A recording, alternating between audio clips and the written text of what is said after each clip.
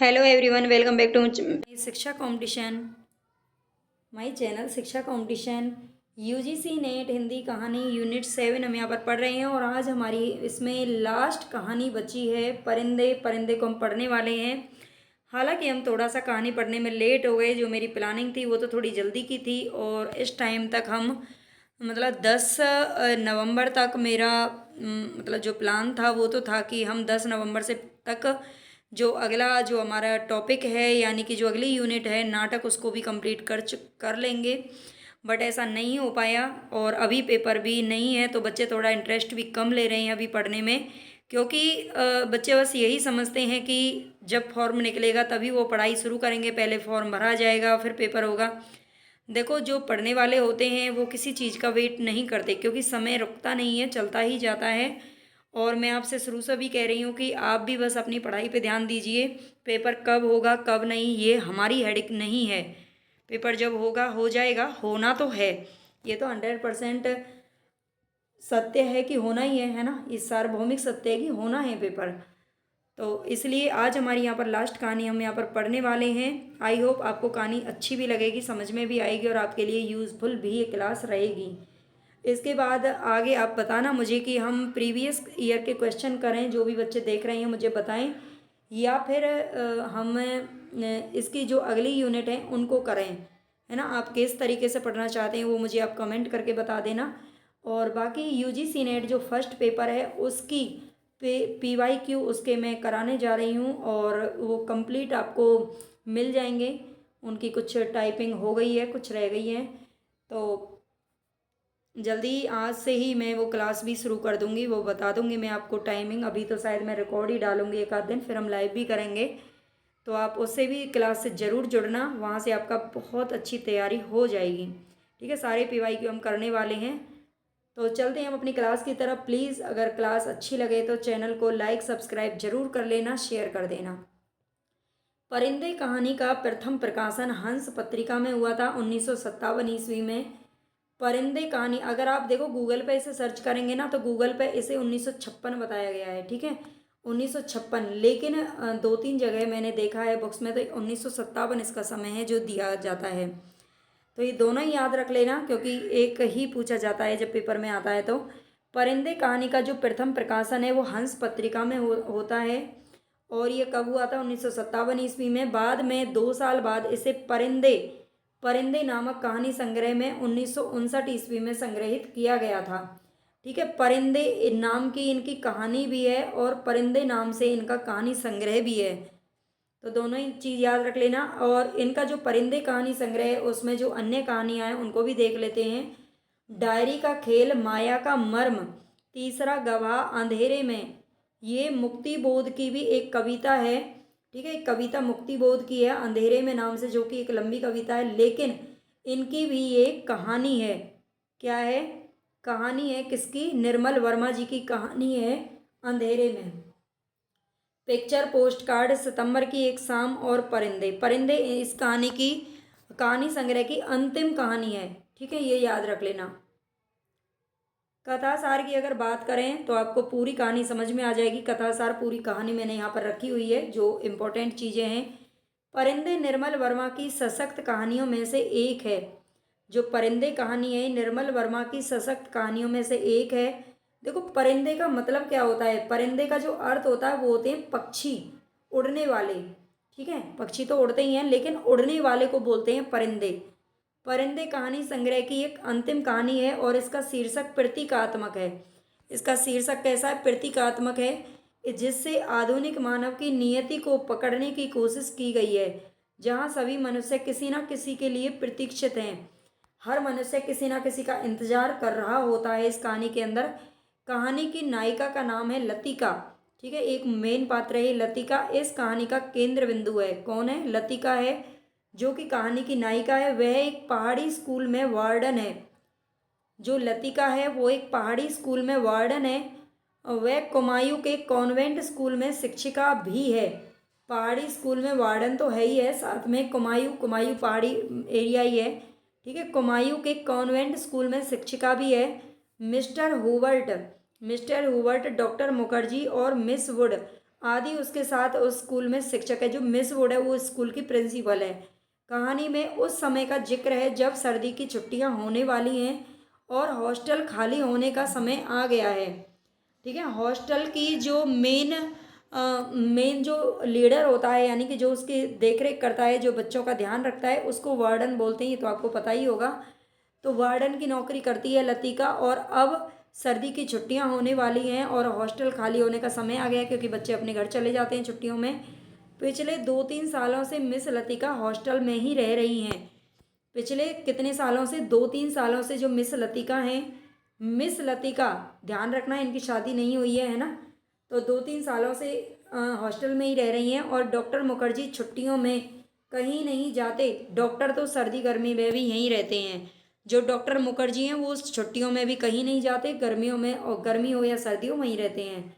कहानी की नायिका लतिका कॉन्वेंट के स्कूल के हॉस्टल के रंगीन वातावरण में भी अकेलेपन के संत्रास में जी रही है। कुमायूं रेजिमेंट सेंसर के कैप्टन ग्रीस नेगी से लतिका ने प्रेम किया था और युद्ध के कारण उन्हें कश्मीर जाना पड़ा था। उसके बाद ग्रीस नेगी लौट नहीं सके। प्लेन दुर्घटना में ग्रीस की मृत्यु हो चुकी है।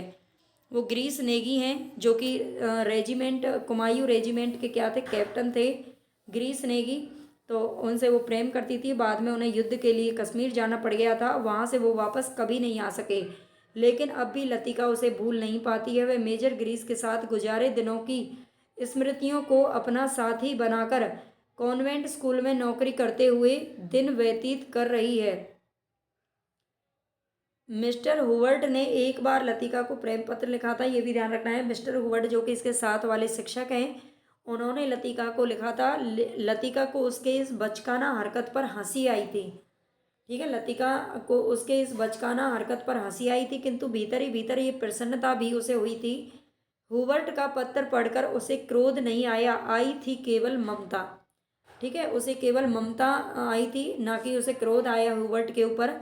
लतिका को ऐसा लगा था, मतलब उसे अंदर ही अंदर ये खुशी भी हो रही थी कि वह अभी इतनी उम्र वाली नहीं हो गई कि उसके लिए किसी को कुछ हो ही ना सके। तो मतलब उसे अपने आप में ये लगा कि हाँ, मेरी अभी इतनी उम्र नहीं है, अभी भी मुझे चाहने वाले मिल सकते हैं, ऐसा वो सोच रही थी, खुश थी।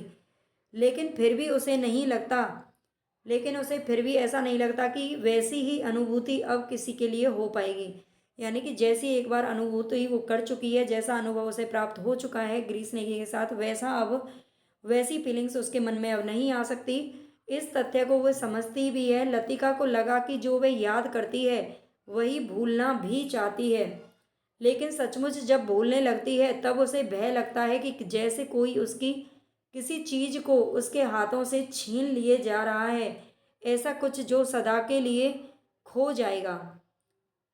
जो सदा के लिए खो जाएगा, मतलब वह अपनी पुरानी बातों को, ग्रीस नेगी को और उनसे जुड़ी हुई जो भी याद है उनको भूलना तो चाहती है, लेकिन भूल नहीं पाती है।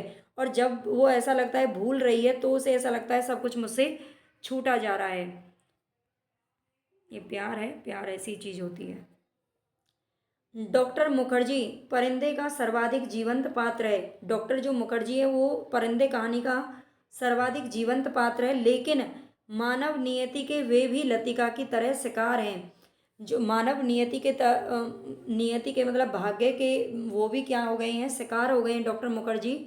कैसे? पहाड़ी जीवन एवं प्रैक्टिस के बारे में मिस वुड से वे कहते हैं, प्रैक्टिस बढ़ाने के लिए कहाँ कहाँ भटकता फिरूंगा। है ना, वो स्कूल में अपनी प्रैक्टिस कर रहे हैं और वो कहते हैं कि प्रैक्टिस बढ़ाने के लिए कहाँ कहाँ भटकता फिरूंगा। मिस वुड, जहाँ रहो वहीं मरीज मिल जाते हैं। जब कभी जी उबेगा कहीं चलता जाऊंगा, जड़ें कहीं नहीं जमती तो पीछे भी कुछ नहीं छूट जाता। क्योंकि वो अकेले थे। उनके बारे में थोड़ा सा आगे आपको पढ़ने को मिल जाएगा। मुझे अपने बारे में कोई गलतफहमी नहीं है मिस वुड, मैं सुखी हूँ। मिस वुड स्कूल की प्रिंसिपल है और वो प्रिंसिपल से बात करते हैं कि मैं अब जगह जगह भटकना नहीं चाहता, मैं जहाँ हूँ वहीं खुश हूँ। डॉक्टर मुखर्जी का एक दूसरा रूप भी है, जो वे कहते हैं कि लतिका तो बच्ची है, मरने वाले के साथ मरा थोड़े ही जाता है। क्योंकि डॉक्टर मुखर्जी बर्मा के निवासी हैं और युद्ध के दौरान उन्होंने वहाँ से पलायन कर लिया था और वो भारत आ गए थे। वहाँ पर वो अपनी प्रैक्टिस करने लगे थे। लेकिन जब वो बर्मा से भारत आ रहे थे तो रास्ते में ही उनकी पत्नी की मृत्यु हो जाती है, जिससे वो बहुत प्रेम करते थे। और बाद में वो मतलब खुद ही ये बात भी बोलते हैं कि लतिका तो बच्ची है जो मरने वाले के साथ में अभी भी उससे मोह लगाए हुए है, मरने के बाद मरने वाले के साथ मरा थोड़े ही जाता है। हुवर्ट अपने हृदय की संपूर्ण भावनाओं के साथ लतिका को प्रेम करता है। जो हुवर्ट है, ठीक है, हुवर्ट ने प्रेम पत्र भी लिखा था। लतिका के अचेतन मन में भी हुवर्ट के प्रति सहानुभूति और आकर्षण है। कहानी में यह तथ्य बाहर भी आता है। हुवर्ट के स्वर में व्यथा की छाया लतिका से छिपी ना रह सकी। बात को टालते हुए उसने कहा, आप तो नाहक चिंता करते हैं मिस्टर हुवर्ट। आजकल मौसम बदल रहा है, अच्छे भले आदमी तक बीमार हो जाते हैं। हुवर्ट का चेहरा प्रसन्नता से दमकने लगा। उसने लतिका को ध्यान से देखा। कहानी में अपने परिवार से छूटा हुआ डॉक्टर भी अकेला है। वह कहानी के प्रेमी चरित्रों के बीच हल्का हल्का संबंध सूत्र बनाकर ही मूल संवेदना के साथ जुड़ता है। तो ये इसकी कहानी है, थोड़ी सी और देख लेते हैं। जिस दिन मिस्टर हुवर्ट लतिका से माफ़ी मांगते हैं उसी रात डॉक्टर मुखर्जी उसे अचेतन अवस्था में मिलते हैं। ठीक है, जिस दिन मिस्टर हुवर्ट लतिका से माफ़ी मांगते हैं तो उसी रात डॉक्टर मुखर्जी उसे अचेतन अवस्था में मिलते हैं, यानी कि बेहोशी के अवस्था में मिलते हैं। मिस्टर हुवर्ट बेहोशी में यही बड़बड़ाते रहते हैं। एक मिनट, यहाँ पर डॉक्टर मुखर्जी उसी रात डॉक्टर मुखर्जी को वह क्या मिलते हैं, अचेतन अवस्था में मिलते हैं। मिस्टर हुवर्ट बेहोशी की अवस्था में यही बड़बड़ाते रहते हैं। In a back lane of the city there is a girl who loves me. Hubert हिचकियों के बीच गुनगुना उठता था, परिंदे टूटे हुए प्रेम के प्रतीक हैं। जो भी इसमें परिंदे हैं वो टूटे हुए प्रेम के प्रतीक है। मिस वुड प्रिंसिपल है, अक्सर छुट्टियों में इनका रूम खाली रहता है। छुट्टियों में इनका रूम खाली रहता है। लतिका कभी कभी इनके खाली कमरे में चोरी चुपके सोने चली जाया करती थी, क्योंकि मिस वुड का कमरा बिना आग के भी गर्म रहता था। लतिका आखिरी चक्कर लगाने के लिए निकलती है और अंत में सोचकर कि शायद जूली का प्रथम परिचय ही हो, वह उसका खत उसके तकिए के नीचे रख आती है। जूली हॉस्टल की लड़की है जो किसी फौजी से प्रेम करती है और उसका पत्र लतिका को मिल जाता है। ठीक है, तो एक इसमें पात्र जूली है, मिस वुड है, मिस्टर हुवर्ट है, डॉक्टर मुखर्जी है ना, और बाकी देख लेंगे आगे पात्र। तो आई होप आपको ये जो कथा मैंने बताई है, जो कहानी है, वो आपके पूरे समझ में आ गई होगी। मैंने बीच बीच में से इसको काट दिया था क्योंकि बहुत लंबी हो जाती वीडियो। तो आई होप जितना आपको चाहिए उतना मैंने बता दिया है।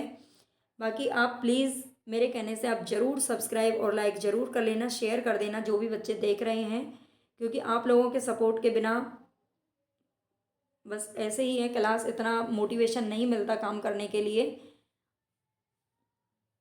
तो चलते हैं हम इसके पात्रों को पढ़ते हैं। सबसे पहले इसमें लतिका है, इनके बारे में हम पूरा पढ़ ही चुके हैं, फिर भी देख लेते हैं। ये पहाड़ी कॉन्वेंट स्कूल में शिक्षिका हैं। प्रेमी ग्रीस की मृत्यु के बाद उसकी स्मृतियों के प्रति मोह रखती हैं। बिला नागा क्लब में ग्रीस से परिचय हुआ था, ये इंपॉर्टेंट है, इस पर स्टार लगा लेना, क्योंकि बिला नागा क्लब में ग्रीस नेगी से परिचय कहाँ पर हुआ था लतिका का, तो ये होता बिला नागा क्लब में। मैन ईटर ऑफ कुमायूं ग्रीस द्वारा चढ़ाने के लिए दिया गया नाम है।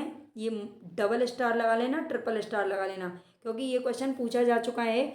जो लतिका है उसको मैन ईटर ऑफ कुमाऊं या मैन ईटर ऑफ कुमाऊं परिंदे कहानी में किसका उपनाम है, किसको बोला जाता है, तो ये मैन ईटर ऑफ कुमायूं इसका हिंदी अर्थ अगर समझें तो मैन ईटर का मतलब है मुख्य रूप से खाने वाली, है ना। कुमायूं में सबसे ज़्यादा खाने वाली, ऐसे कुछ नाम इसका रखा हुआ है। देवदार पर बालों की क्लिप से ग्रीस का नाम लिखा था किसने, देवदार पर लिखा था, ये भी याद रख लेना। देवदार के वृक्ष बहुत होते हैं उधर उत्तराखंड में पहाड़ों पर, तो देवदार पर बालों की क्लिप आप जानते ही होंगे, उससे ग्रीस का नाम लिखा था। मिस्टर हुवर्ट की अगर बात करें तो ये संगीत शिक्षक हैं। मिस्टर हुवर्ट कौन है, संगीत शिक्षक हैं।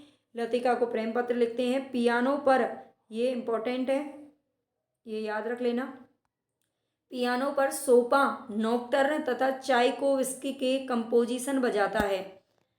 ठीक है, पियानो पर क्या बजा, संगीत शिक्षक है इसलिए अपने पियानो पर सोपा तथा चाइकोव्स्की के कंपोजिशन बजाता है। प्राण घातक बीमारी से ग्रस्त है ना। डॉक्टर मुखर्जी स्कूल में अध्यापन करते हैं तथा प्राइवेट प्रैक्टिस भी करते हैं। मूलतः बर्मा से हैं। जापानी आक्रमण के समय पलायन किया था इन्होंने।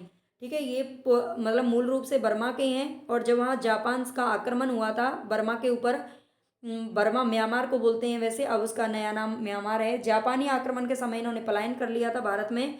रास्ते में पत्नी की मृत्यु हो गई थी। व्यक्तिगत जीवन के विषय में अधिक मुखर नहीं है। फिलोसोफाइज करके बात कहने के आदी हैं, मतलब अपनी बात को फिलोसोफाइज करके कहते हैं, घुमा फिरा करके कहते हैं। मेजर गिरीश नेगी की अगर बात करें तो ये गौण पात्रों में आते हैं। ये कुमायूं रेजिमेंट थे। करीमुद्दीन हॉस्टल का नौकर है जो कि बहुत ही आलसी है। मिस वुड स्कूल की प्रिंसिपल है। ओलमेड कह करके पुकारा जाता है इनको। मिस वुड को क्या कहते हैं? ओलमेड कहते हैं। फादर एलमंड ये चैपल के पादरी हैं। और एक जूली है, उसके सैनिक प्रेमी का पत्र लतिका पकड़ लेती है। प्रमुख उद्धरण की अगर बात करें तो मरने से पहले मैं एक दफ़ा बर्मा जरूर जाऊंगा, और तब एक क्षण के लिए उनकी आंखों में गीली सी नमी छा जाती है। ये डॉक्टर मुखर्जी का कथन है। ये पूछा जा चुका है, PYQ भी है, ये याद रख लेना। मरने से पहले मैं एक बार बर्मा जरूर जाऊंगा, मतलब वो कहता है डॉक्टर मुखर्जी जो अपने देश को छोड़ करके आया है। और देखो, किसी का देश कितना भी बेकार हो, कितना भी कुछ भी हो, लेकिन अपना देश सबको प्रिय होता है ना। होम सिकनेस ही एक ऐसी बीमारी है जिसका इलाज किसी डॉक्टर के पास नहीं है। होम सिकनेस ही एक ऐसी बीमारी है जिसका इलाज किसी डॉक्टर के पास नहीं है। डॉक्टर मुखर्जी हुबर्ट से बोलता है। मैं कभी कभी सोचता हूँ, इंसान जिंदा किस लिए रहता है?